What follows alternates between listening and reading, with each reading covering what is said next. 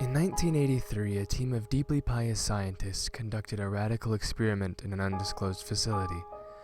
The scientists had theorized that a human without access to any senses or ways to perceive stimuli would be able to perceive the presence of God.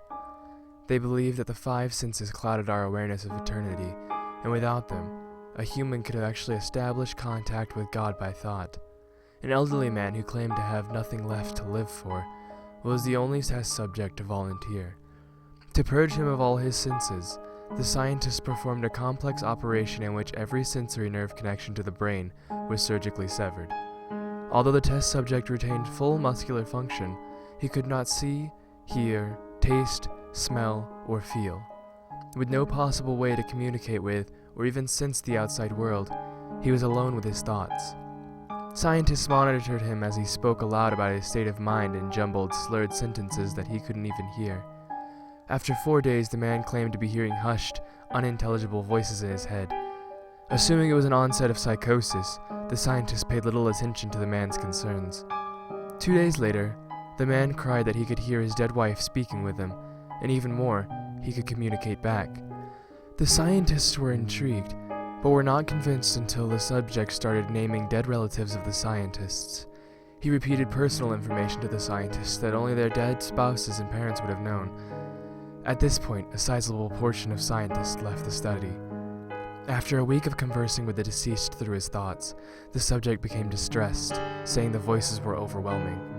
In every waking moment, his consciousness was bombarded by hundreds of voices that refused to leave him alone. He frequently threw himself against the wall, trying to elicit a pain response. He begged the scientists for sedatives, so that he could escape the voices by sleeping. This tactic worked for 3 days, until he started having severe night terrors. The subject repeatedly said that he could see and hear the deceased in his dreams.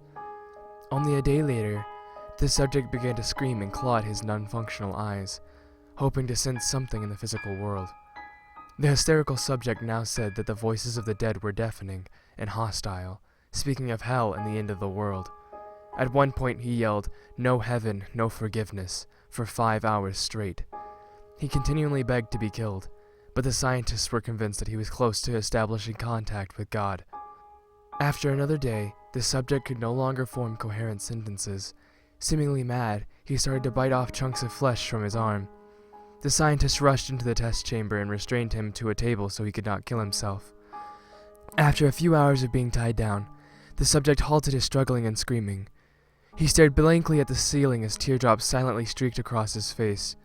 For 2 weeks, the subject had to be manually rehydrated due to the constant crying. Eventually, he turned his head and, despite his blindness, made focused eye contact with the scientist for the first time in the study. He whispered, "I have spoken with God, and He has abandoned us." And his vital signs stopped. There was no apparent cause of death.